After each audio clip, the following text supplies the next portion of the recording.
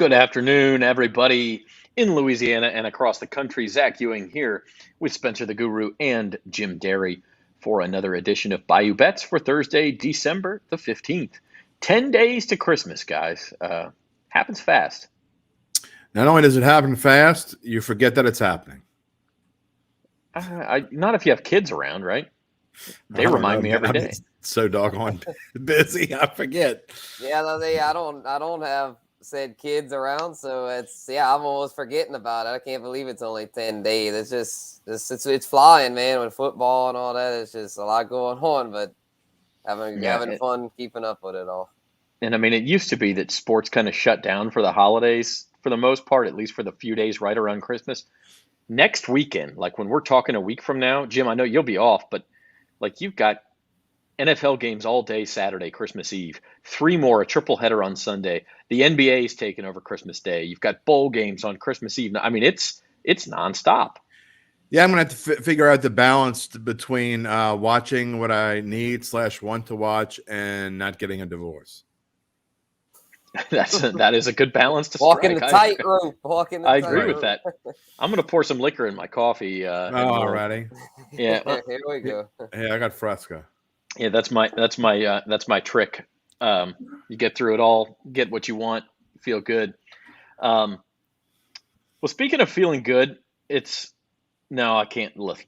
The Saints, no, I can't do it. Sorry. I was going to go somewhere about feeling good, but there's really nothing to feel good about with the New Orleans Saints. They are 4-point favorites this weekend over the Atlanta Falcons. What do you even make of this game? I mean, I don't want to steal Datitude's thunder tomorrow morning because we haven't had one in a week and a half. But I think you got to like the Saints here. It's one of two things. They either come out and play like dogs and get beat by 20 after the embarrassing defeat 2 Mondays ago, or they come out and play like they can play because Atlanta's kind of in the same boat. Atlanta's given up the ship. They all of a sudden Marcus Mariota needs surgery. Right. This is just another. This is the way to start preseason early. The 2023 preseason campaign starts early for the Falcons. I think the Saints win here, and I think the Saints actually have a good day. You know what? It's over now. They don't have any pressure. They can just go out and play, and they don't have to worry about the repercussions because we're going to lose. This season's over. Yeah, I mean, I think I agree with that, Spencer. I like the one thing you can say about the Saints, as miserable as everything has been all year long, they have not quit. They played generally hard. Maybe excepting Alvin Kamara, who's got some weird, I don't know if it's an injury thing or a mental thing or checked out or what it is. But for the most part, they've played hard. And I think if they play hard on Sunday, they probably win this game. Yeah, they have. I can't accuse them of quitting, but they just keep shooting themselves in the foot. And I don't think that's going to necessarily change just because they don't have as much pressure. And, Atlanta hadn't quit either. I mean, Desmond Ridder, yeah, he's a rookie, but he's definitely going to play hard. They're going to play hard. They can still run the football. I don't view Marcus Mariota to Desmond Ridder as that much of a downgrade, so I see it being pretty close. Yeah, actually, I kind of like the idea of Falcons passing props in this game. Like some of those receivers' prop lines will be kind of artificially deflated because of what they've done every week. Well, Desmond Ridder's going to throw the ball more than Mariota does, almost by default. Does that mean he's going to complete them? Maybe not, but if he throws it 45 times and he only completes half of them, well, that's still more completions than they've gotten all year long. Uncle Big Nick, you may not borrow some money because I know you'll make some out there. Nathan says the Saints need this win. No, they don't. That comment may have been left over from 2 weeks ago when they really needed that win. They don't need a win. They don't need a loss. It doesn't make a difference one way or the other. This game means nothing. Now, mathematically speaking, the Saints are still alive. And if they win, I'm like there's alcohol in here. Yeah, Bucks lose, Panthers lose. All of a sudden, maybe we get some Christmas intrigue when they go to Cleveland. Saints historically terrible against rookie QBs making their first. I don't know if that's factual or not, Jim. You'd probably be the one to ask about that. I'd have to do a trends research, but I don't know why you would think that. I'm trying to think of two examples. RG3 back a decade ago, and then recently Jalen Hurts. Even playing in the league. Jalen Hurts. That's true. Let me finish, Jim. Jalen Hurts 2 years ago in his debut. Completely different kind of quarterback. That doesn't even relate. Yeah, I think where that comes from too, you think back to the Ryan Fitzpatrick game when he filled in for Jameis and went crazy on the Saints. Like sometimes it seems like these emergency start quarterbacks tend to get the Saints. They're not always rookies. Yeah. Here's the difference, though. Desmond Ridder, as a rookie, has known for 2 weeks that he's going to start that Sunday. That does nothing. It's not like you throw him in there and Brock Purdy, you just threw him in there. He didn't have time to think. Desmond Ritter's had time to think about starting, and I think that actually leads to some anxiety. We'll see how he handles it. I don't expect – I think in the long run he's going to be a decent quarterback, and I think he could be the future for this team, but I'm not waiting to see what Desmond – I don't expect him to do anything this year. This is strictly an experiment for the next 4 weeks. Yeah, and the other thing is the Saints have had 2 weeks also to prepare for Desmond Ridder. This is not being sprung on them, so that's part of that too. NFL Week 15 gets going tonight. 49ers at Seahawks. I think this line just in the last hour actually ticked up to 49ers -3.5. Glad I waited. Yeah, perhaps with the news that Brock Purdy is actually going to start. He was questionable. He will play for the 49ers tonight. But I'm with you, Jim. You said you like the Seahawks in this spot. To me, the 49ers, you got a banged up quarterback. Now there's some film on Brock Purdy. It's a short week. And really more to the point, this is Seattle's Waterloo. Like they have to have this game, kind of like the Saints had to have in Tampa a couple weeks ago. And I know they didn't win, but we saw a great effort from the Saints in that game. And I think we see that from Seattle tonight. Not only that, I think that Seattle, if you look historically, Pete Carroll has had the 49ers number. They won 17 out of the last 21 games against the 49ers, no matter where it was. And the fact this is in Seattle is even better. I think that also the 49ers are in a bad spot here, coming off of a emotional blowout of Tampa Bay. The Niners are also banged up a little bit. It's a short week. They're going to win this division. They don't need to win this game. Of course, they want to win this game. It's not going to affect that. But I think Seahawks' desperation, they are a little bit better. I also think that Geno Smith was so bad last week that I think he's going to bounce back a little bit. If I had to take something, if I had to take something other than Seattle, if you want to take a total, I would take the under because I think it's going to be a lower scoring game as bad as the Seahawks D has been. I just don't think that San Francisco is going to do what they've been doing. And like I said, Pete Carroll knows this team. Pete Carroll and the Seahawks were in a look-ahead spot to the 49ers last week. And I think it kind of bit him in the butt, and I kind of think that was part of why they lost last week. So I see a lot of fight in the Seahawks. Actually, I like the Seahawks money line. I think Seattle's going to win this game straight up. Yeah, now that it's 3.5, I may take the points. But Uncle Big Nick, same thing. It's not that it means nothing to the Niners, but they're already 4-0 in the division and have a 2-game lead on the Seahawks. So if you lose this game, that leads down to 1 game, but you still probably own the tiebreaker because you're now 4-1 in the division. With a home game against Arizona to go, you probably win that. You're 5-1. You're going to win the tiebreaker anyway. Plus, their other games are home against Washington. Washington's okay, but you expect the 49ers to be favored there, especially with a couple extra days rest. Then they're at Vegas and home against Arizona. Like, the 49ers can afford to lose this game. Let's put it that way. And again, also, Zach, they don't have Debo.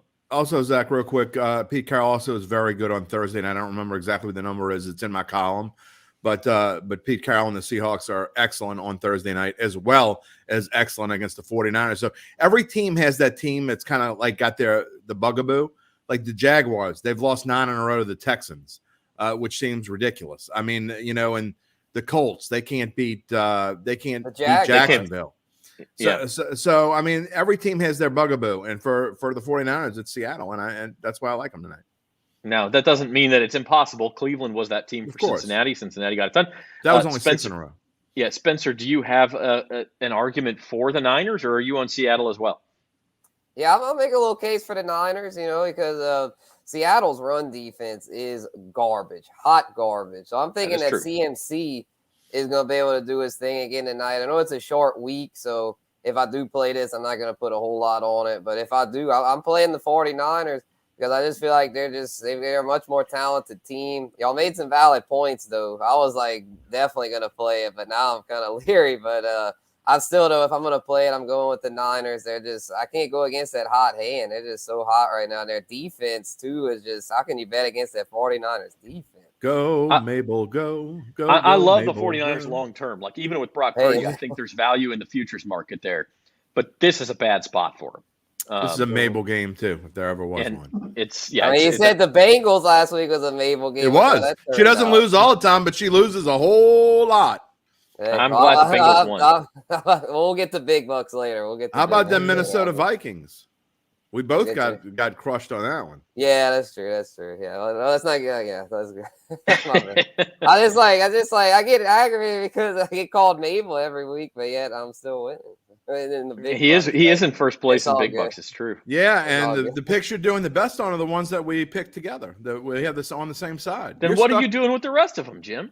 I've had 2 bad weeks. You want to go back and look at the season as a whole? I guarantee you, if you betting what I tell you to bet and doing it evenly and not just telling you where I bet money, because I'm talking about the same amount. If you bet the same amount on my picks, you're winning more with me. All right. Oh, mortgage play Vikings this week for Uncle Big Nick. That's a Saturday game. Let's take a look at some of the Saturday games here. Vikings are -4 against the Colts. This is the triple header Saturday. Browns -3 against the Ravens. Interesting line, especially because Tyler Huntley will start for Baltimore. It looked like it might have been Anthony Brown, their third string quarterback. Lamar Jackson not back, but they will have Huntley. And then Dolphins Bills, very curious at night too. Snow expected in this game. You talk about bad spots. Dolphins, a third straight road game, 2 in California. Now they go to Buffalo on a short week. I don't know about Spencer, but I'm sick and tired of hearing about this game. I mean, I turned on the NFL Network this morning, and they talked about it for 15 minutes. I went off and did something. I came back in the room about 45 minutes later. They were talking about it again, and it wasn't the same clip. I mean, just get this game over with already. It's not that big of a game. The Bills are going to beat the hell out of them. Who cares? It's going to be the Dolphins are who we think they are. They're not that great. Tua isn't that great. I mean, Tyreek Hill is wonderful. Their defense is utter garbage. They're not going to do anything if they make the playoffs. I'm assuming they will because they got about an 80% chance right now. They're going to get knocked out. I don't care who they play in the first round. They're going to get beat. They're not good. Well, for the first time on this show, I agree 100% with Jim Derry. I'm with. That scares me. Now I want to go pick the Dolphins. I actually do think, when it was above 7, that's a little iffy for a game played in the snow, played in the wind. The Bills might take their foot off the gas a little bit, just make sure they get a victory. 7, I feel a lot more comfortable with Buffalo than I did at 7.5. I'll put it that way. I would say this. Also, be careful of the under. I know a lot of people are going to want to play the under because they see snow. Buffalo doesn't give a damn if it snows. They've scored 45 points in the snow before. They might get the over by themselves. And the Dolphins can't stop anybody. Exactly. So I'd be real careful about playing an under in this game. Normally when I see snow and ice, I go for it. Not in this one. Not when it involves Buffalo. Well, and the other thing is Miami, I think they're going to take some shots too, because why not? What else can you do if you're Miami? You take some shots and maybe score a couple quick touchdowns. So I agree with you. I don't think 44 is high enough in this game with the total. You're watching Bayou Bets on bet.nola.com and the Bayou Bets YouTube page. Do us a favor, hit that subscribe button, give us a like, tell your friends about us. Also follow us on social media, TikTok Bayou Bets channel, Twitter bet.nola page, getting Instagram soon. We're working on that, and the bet.nola Facebook page. So follow us, get all of our stuff. We got quite a bit. Wait, we don't have Instagram yet? Well, we sort of do, but we're like, what the hell has Zoe been doing? We're rebranding it. Yeah. She's going to come on and read you the riot act now. We're transitioning. Yeah. She can't even talk. She can't even talk. Oh. For Clem. Sabotage there. No, she muted herself. Hi. Live TV. We can't hear you. Technical difficulties. We can't hear you, Zoe. Yeah, we can't hear you. I think she's on a 5-second delay or something because all she's doing is cussing you out. She must I think that's what that is. Maybe it's that she's frying bacon or something. We don't know. She's going nuts back there. How fast would you? Can we? I still can't hear you. Your mic's not working. Sorry, Zoe. Jim muted you. Sabotage. Oh, what is going on? Sorry. Man, this is really making you look bad, Jim. They're going to think that Jim horrible. sabotages. Merry Christmas to me. Yeah. The Grinch, Jim Derry. Speaking of our social media, it will give you notifications and all of that, and an alert every time we post something. One thing we posted this morning, she's going off. I don't know where she's going, but she's yelling out her window at me. I think I can hear her. Wait, hold on. Yeah. One of the things we posted, North Shore, Jim, you better watch out. Yeah, one of the things we posted this morning, guys, was that the Citrus Bowl line, LSU Purdue, moved 4 more points this morning. Purdue's quarterback, Aiden O'Connell, and their top receiver, Charlie Sanders, both opted out. I think they had a tight end and a corner also opt out. The line moved 4 more points. It's now moved almost 9 points since the open. It has moved 9 points since the open. Drew Brees is coaching them. Drew Brees is coaching for Purdue. He's an interim assistant coach. This game got a lot more interesting from that perspective, but LSU might be on the brink of blowing the Boilermakers' doors off. Drew Brees, Boilermaker. I will not play this game in any shape or fashion. I have no idea which. Not at that number. I have no idea. I wasn't going to play it before. I mean, Spencer was saying, or Gabe, I don't remember which one was saying they wish they would have had a 5.5. I'm not even sure. I would have played at 5.5 like right now. I have no idea what LSU team is going to show up. I really don't. And I really think that Purdue, hello there, Jerry.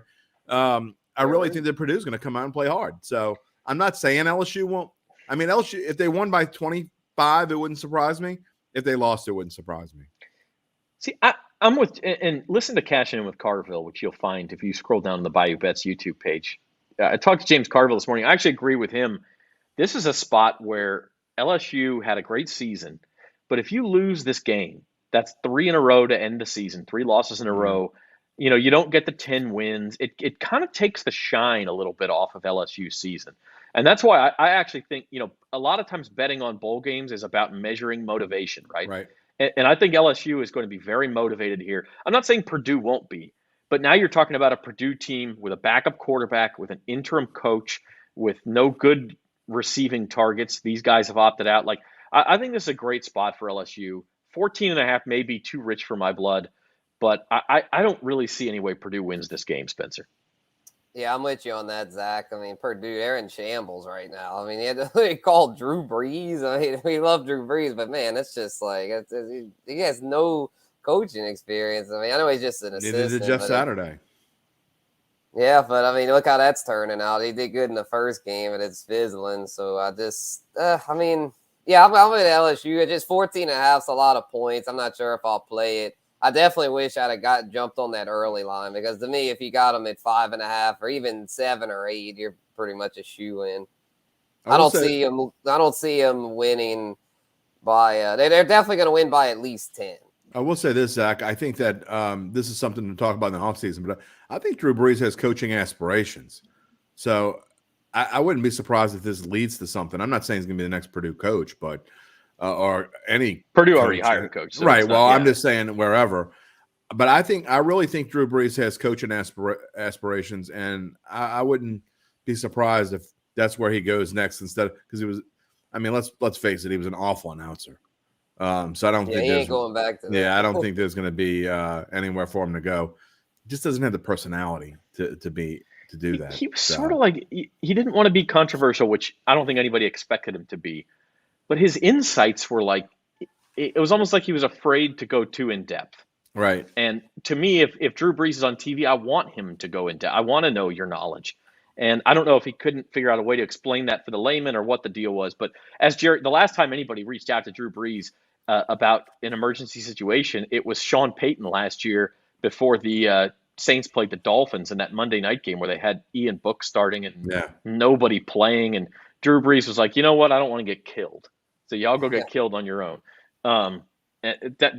He won't get killed on the sideline of this game, but it's just Purdue's in a spot here. And I do think they'll play hard, to your point, Jim, but I think LSU will too. And LSU is just going to outman them. We'll see. I mean, do we even know if Jaden Daniels is going to be able to play? Because to me, that has a huge effect on whether I think they're going to cover or not. He's questionable, but I mean, I honestly think Garrett Nussmeier is capable. Is he as good as Jaden Daniels? No, but I think you're taking out too much out of what you saw at the end of that SEC championship game when Georgia had, pardon the pun, called off the dogs. Maybe. I mean, I can guarantee you Georgia was not happy about giving up all those passing yards, but we'll see. Yeah, and that's true too. If Jaden Daniels is ruled out, maybe this line sneaks below 14, and maybe there's some teaser value on it. You could get it below 7 on a teaser, maybe. We could talk about that, and maybe your partner to tease him with is in this game, the Cotton Bowl. At the same time, this line's held steady. It did some moving early on. Still USC minus 1.5. I know we've talked about this several times. Caleb Williams says he's going to play, the Heisman winner. Yeah. So interesting that it has not moved. I've already put a big chunk on USC, and I mean, no offense, Tulane fans, but if I find out for sure he's playing and it stays below 3, I'm going to put another big chunk on it. Tulane cannot beat USC if Caleb Williams is playing. Period. Yeah, I can't really argue too much with that. I do think, though, even if Caleb Williams plays, I would like Tulane in a teaser on a 6-point teaser. It'd be a plus 7.5. I'd like that. But as far as right now, I wouldn't touch them right now. Also, Spencer, I think that another way to play it, Zach, as well, I think that would be a great game to play live because you can see how Caleb Williams is going to play. He might not play a whole game. He may come in and play some, even if it looks like he's healthy. Couldn't you easily see him coming out after halftime and just, making a cameo? Look, I want to play. I want to be with my guys, but I don't want to play this whole game. I mean, the way things are weird now.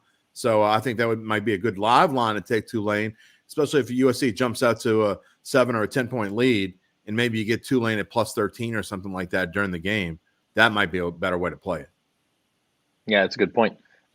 Interesting question from Kyle. Atlanta to win the NFC South. They're actually they're 14-1 at Caesars. You may be able to find a 16 somewhere, but Jim, I think that Ritter was sort of the white flag. It was sort of we're going to experiment and look toward next year now.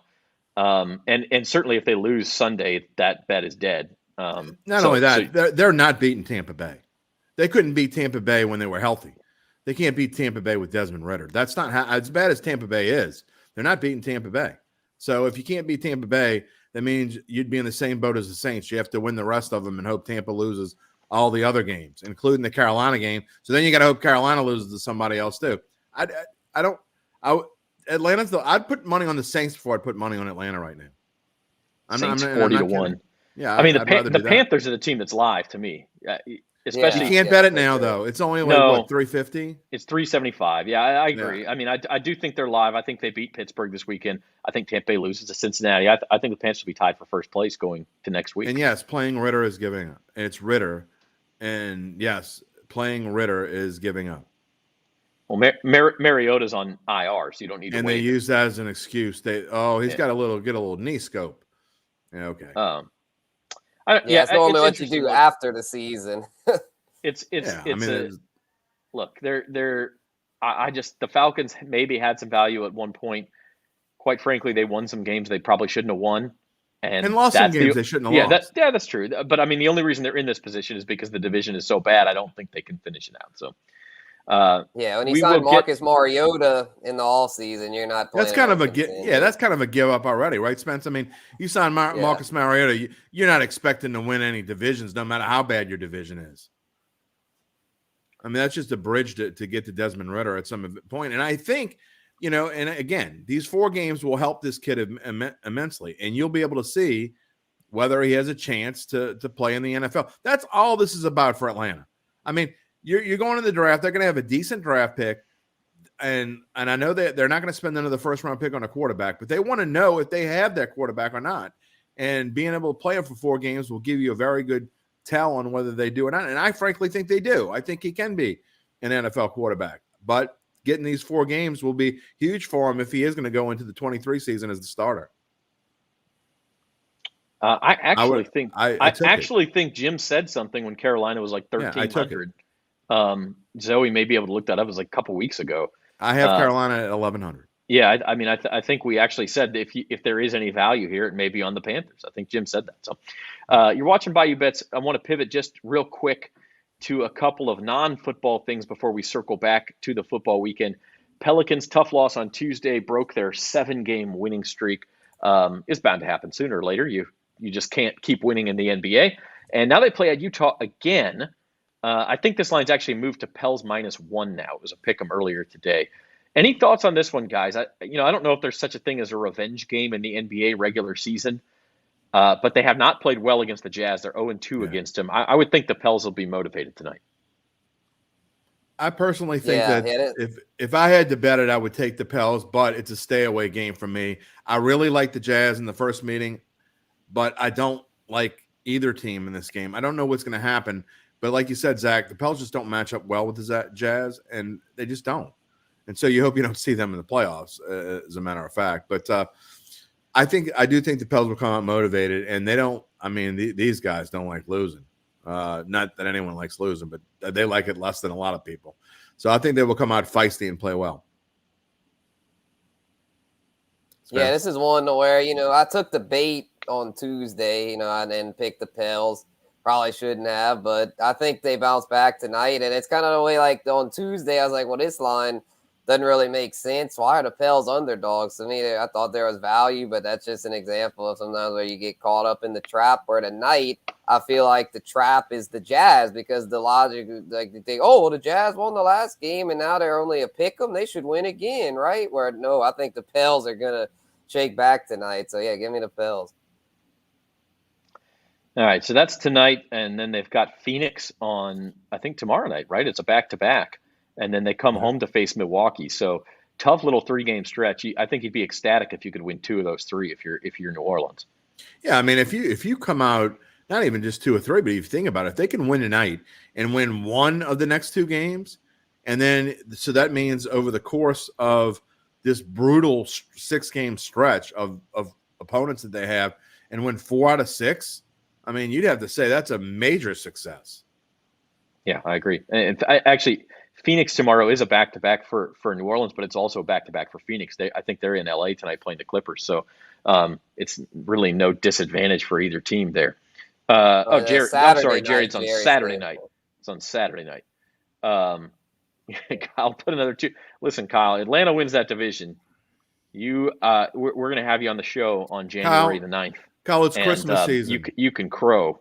It's Christmas season. Take that $200 you're about to waste in Atlanta and go give it to some needy person who can't buy Christmas presents, because you're wasting your money. And I'd rather you give it to a needy person than give it to look, I love Caesars. They help pay my paycheck in a weird, indirect sort of way. But don't give it to Caesars. Give it to someone who needs it.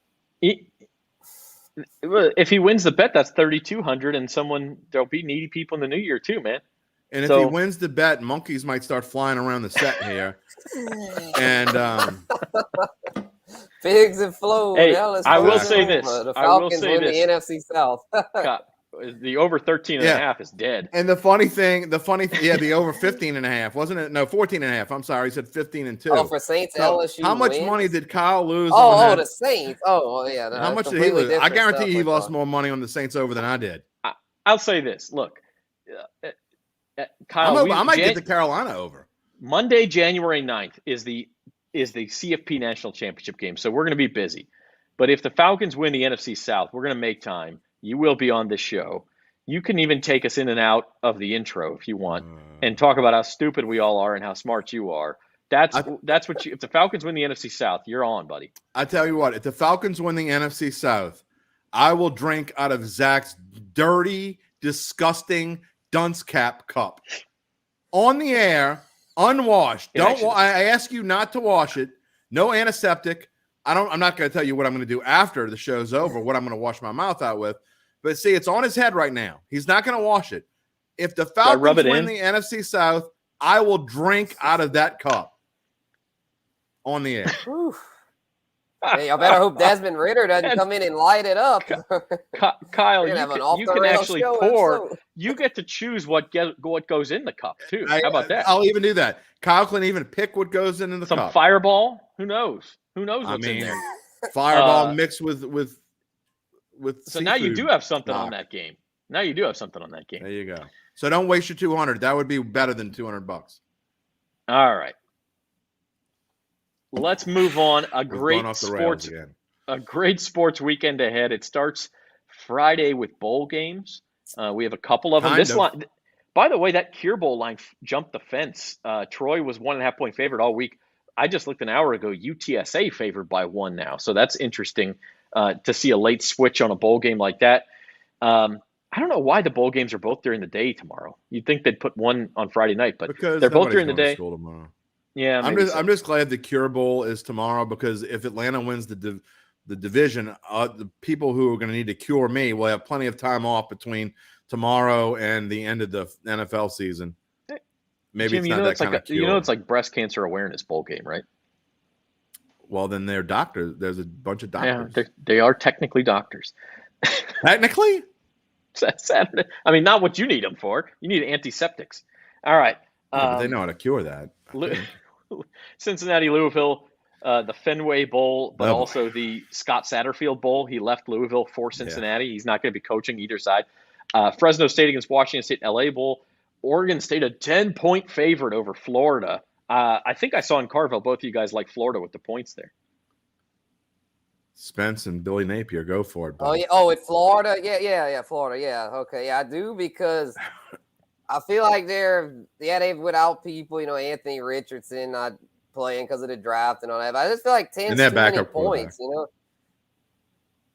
Yeah, well, they have. I was reading about their third string. Not sure what the hell this is supposed to mean, but I would drink. But wait, my point about Florida is that it's SEC talent, to where Oregon State, it's Pac-12 SEC. I feel like even the Florida's backups can compete with that and at least cover. It is a lot of points. It's a weird line. Kyle. It's a weird line. I'm not sure what. I'm really worried about this dude. I don't know. I've never met him before, but I'm sincerely worried about the dude. I mean, I really don't know what goes on his head. I mean,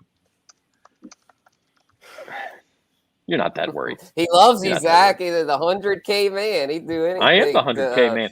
UTSA Troy is at 2:00 Central on Friday. Let's move on.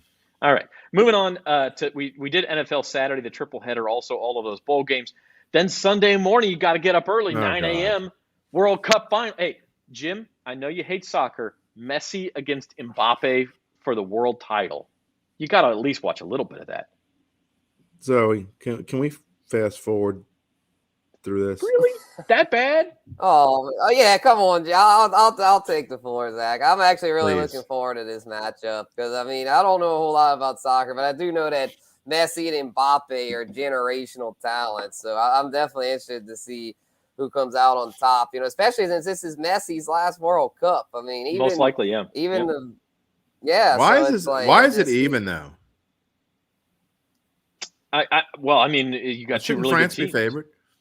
France was minus 115 to start, and it's edged back. I mean, look, France, I think, is number 3 in the world. Bonsoir, Argentina. Bonsoir. Argentina's number 4, something like that. So, like you're talking about two really close teams. I will say this. I think France probably got away with one against England. If you look at the quarterfinal matchup, England had more chances in that game. They had more expected goals. They had all this stuff, but missed a penalty. France survived. Then they get Morocco in the semifinal. I mean, I think these are very even teams. I'm actually picking Argentina. I will say this. I have a friend of mine another friend. I have 2 friends who like soccer. You're one, and this other guy I play poker with. And he said before the Final Four started, he said France was going to win it all, and I should go put money on it, and I didn't. So, vive la France. Yeah, I mean, France is real good in basketball, man. They've been European champions in basketball. So, well, too bad they can't use their hands in this game. Otherwise, they would be win hands down. It's interesting. It's interesting. There has not been a repeat World Cup winner, I believe, since Brazil in 1962. It's very difficult to win 2 in a row. So history against France in this one. In fact, Brazil in 58 and 62 might be the only repeat winner. I have to go look. So that's Sunday morning, and then we, of course, roll right into NFL Week 15. Interesting lines all over the place. Weird lines. One. Yeah. Jets? Come on, what's man. the weirdest to you? The Jets. The Jets should be at least 3-point favorites over the Lions. I mean, who have the Lions really beat besides Minnesota? Yeah. I mean, I think that's somewhat fair. The Jets and the Jets have been the Jaguars by 4 touchdowns. Who cares? The Jaguars. But that's the biggest thing for me is What the Lions have done the last 3 weeks, Spencer, has all, they beat the Steelers, they beat the Jaguars, they played well against the Bills on Thanksgiving, then they beat the Vikings. Yeah, that was Offense looked impressive. great, Yeah. all on turf, right? Like now you're going outside into the elements, a good pass rushing team. Remember Jared Goff against a pass rush from his days in LA? Like this is not a good spot for the Lions. I don't think. Yeah, I don't think it is either, but I feel like, dude, the Lions are the new flavor of the month for the sharps and the bookies. Like Lions are just getting so much respect. They normally like, oh, you can get value with the Lions, but not lately. I mean, they've caught on. They can see what the Lions have, and there's just no value. If it was like it should be, like +3, I'd maybe take it. But at the even money, value. no, no way I'm touching. There's plenty of value in this game. It's just not on the Lions. Yeah, Jets, I believe, have actually moved to -1 there, and then another one.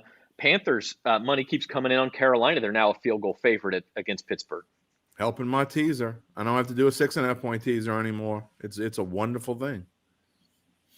I also like when we go through here, I didn't make it a best bet, but if there is any heart and soul at all in Tampa Bay, and you want to talk about a Mabel game, I mean, I didn't ask him. I have no idea what he's taking. I didn't read his picks, but I can bet I'd be willing to bet another case of these Frescas that Spencer's on the Bengals in this game. Am I right? Guru Yes, best you bets. are. Let's pick that up. Yeah, okay. Oh, look at this. The very best bet for Spencer the Guru is, in fact, the Cincinnati I Bengals. promise I didn't look. I swear to God I didn't look. I usually do. After I send my picks, I usually go look and see what Spencer picks, but I was so busy today I didn't have time. But I didn't look. So I was just betting that the Bengals would be one of your best bets. I love Tampa Bay here. I think that I'm not saying they win, although I do think they will win. But the one thing that they do decently is rush the quarterback, and we lost Zach here. So I'm going to have to there. Well, now he's back. I don't know what I was trying to show some. I was trying to show the best bets, and everything froze up on me. So we'll go for it. Yeah. Go for it. No, I was just saying that I was more. Confirming your Bengals your hunch there. But real quick, the rest of these games, I'm a little surprised. Commanders 4.5 point favorites against the Giants. That's not a game I'm going to play, but that's way too much. I do think there's a possibility of this because I think there's a possibility that Tampa Bay has. Oh, now I'm definitely betting on the Bucs. Uncle Big Nick brings up an interesting point. Philly sandwiched between big division games against was it Washington? It was the Giants last week. But 2 division games, Giants and Dallas. Correct. They're laying 9 points at Chicago. That's a lot of points on the road. We'll see how to play that in a minute. Yeah. Okay. Well, I'll go first since I'm in last place. It's the only thing I'm in last place in recently, but I'll eat that. Oh boy. Yeah. I'm actually playing everything even this week. Nothing sticks out too much to me to make it a best bet. Couple of totals. Vikings Colts going over. I mean, when was the last time Minnesota played a game under 50 against anybody, especially at home on that turf? Like they're going to score 30, and I guarantee they'll give up 20. So I like the over 47.5 there. Little college bowl action, Fresno State. Check out our bowl pick'ems, by the way, on bet.NOLA.com. We're picking every bowl game. The three of us plus Gabe Henderson picked every bowl game against the spread, and we're going to keep track of our imaginary budgets. And I really like the Bulldogs here, and I also really like if you're looking for like a quarterback, hey, is there a quarterback in the draft the Saints could get without a top 10 pick or without a first-round pick? Check out Jake Haener of Fresno. He's like 24 years old. He's one of these super seniors. But the guy's like, he's mobile, he's tough, he can make the throws. He kind of reminds you just a little bit of like a young Drew Brees. And I'm not trying to put that on him, but he's that type of guy. Drew Brees was not a first-round pick. He's older. He's more experienced. He kind of makes I really like Jake Haener. So check out the LA Bowl going with Fresno State -3.5 on that one. I've got the Seahawks +3 tonight. We talked about that. Lions, Jets. Instead of playing the Jets, I'm actually playing the under here. Again, outdoors. I think that the Jets really muddy this game up and make it a slogfest. And then my teaser, Bills -1 Saturday night against Miami, and the Panthers +3. Steelers all of a sudden, and I know you went opposite on this, Jim. It's not just that. There is talk that Mitch Trubisky is not starting for the Steelers, that it's going to be Mason Rudolph, if you can believe that. And if that's the case, I'll take Carolina with 3 points all day long. They got much more to play for. We're going to have a teaser lesson later. I mean, you're not going through any number there. You're not going through any number at all. You might as well just play the Carolina money line if you're going to do that. That makes no sense. I mean, I see what you're trying to do. The key number I'm getting is +3. I push if they lose by 3, but I think they win the game outright. Okay, well, we're literally gonna have a teaser lesson after this season's over. By the way, if you don't believe me about Jake Haener, Devin Jackson agrees with me, and Devin Jackson that's all you need to know. Knows his stuff. So Devin, by the way, we really missed having you involved in our picks. Sort of. I mean, I got tired of getting smoked. Yeah, I didn't want to get spanked. I actually got a chance against these two clowns in Gabe, number 3, clown number 3 Kenny Pickett left last week. Was it a concussion he left with? Yeah, he's concussion. Out. Yeah, he is out. Yeah. So it's Trubisky or Rudolph. When we do the NFL playoff thing, we're gonna let Zoe get in. I mean, I want to feel like, send in the clowns. I don't want her to feel left out. So, we're gonna let her in. Gosh. All right. Anyway, I hope her mic works next week. Best bet, my teaser of the week is the Bills and Steelers. Bills basically just have to win going through it was 7.5 when I did it earlier in the week and did a 6.5 point teaser. Don't have to do 6.5 anymore. You can just do a regular old teaser.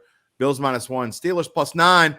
I don't necessarily disagree with you that Carolina +3 is a bad bet per se, but again, I think you're better off just playing the Carolina money line if you wanted to do that. You get a better price doing that as well. Steelers are +9. I don't care who plays quarterback. Steelers are actually trying their keisters off, and Carolina is not as good as anyone thinks they are, including themselves. Carolina to be given 9 is a gift there. My chalk play, Cowboys Jags. Again, the Jaguars coming off of a big win over the Titans last week. They were. I know that the score doesn't show it, but Derrick Henry doesn't lose the football there just before the half. That is a completely different game. And the Cowboys are going to be really ticked off this week. I think they're going to take it out on the Jags. That line's moved too much from where it should be, I think. Yeah, the dog, you talked about it. We've talked about the Seahawks total. Ravens Browns under 38 is going to be icy and frigid, and all they're going to do is run the ball in Cleveland tomorrow. And I'm not 100% sure who's going to win. If I had to pick someone, I think the Ravens still win. But they're just going to want to run the ball, run the clock, and get out of there. And then in the wild card, my money line parlay, here's my way to play the Eagles. It's basically the same as the teaser. If you add up the points, Vikings go from a 4-point favorite to just having to win. Eagles, same thing. They're a 9-point favorite. So it's almost the same price as the teaser. It's actually just 40 cents more. Vikings, Eagles just need the win, and that is my wild card play of the week. By the way, if I was still alive, if I was still fighting NFL Survivor pool, I'm the only one alive. Vikings, Eagles were going to be my teams this week. By the way, before we get to Spencer and we'll go off I'll save it for my final thought. I have a final thought. Okay. All right.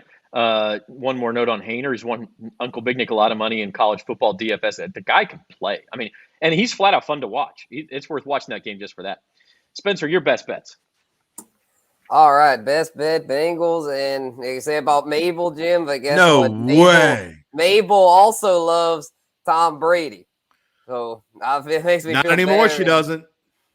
She's always he's the GOAT. He's the undisputed. She'll GOAT, invite him over for fruitcake, but she ain't betting on him anymore. Can't wait for him to be Fox's lead analyst next year.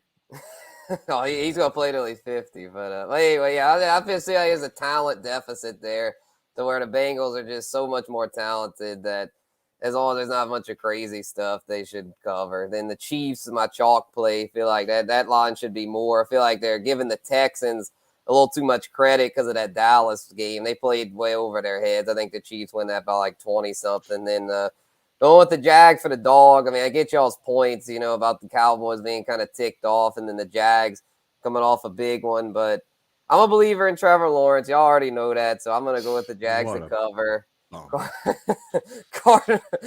Man, he's a hater. Cardinals, Broncos, under 36. Backup quarterbacks, 2 offenses that are scuffling. I'll take the under there. And then my teaser, Bills -1 and Giants +10.5. Feel like those are pretty good numbers. There you go, Spencer, going through the right numbers there. That's how you play a teaser, Zach. Let's wait and see whose teaser wins. I think Carolina could blow out. Mine hit last week, so I'm hoping to get on a little run with the teasers. I forgot who I had last week, but I was like, my first teaser hit, so I was happy about that. $99,999 on that teaser. Who's got $1 million? Jeez. Oh, sorry, 99,000. Did I say 999? I'm at 99. Okay, well that I can do. I don't know about you guys. That I can handle. I could do it, but it would take a lot of going into Hawk. Yeah, interesting game that we didn't talk about. Chargers Titans, kind of two desperate teams. Titans probably a little more margin for error just because of the division that they're in.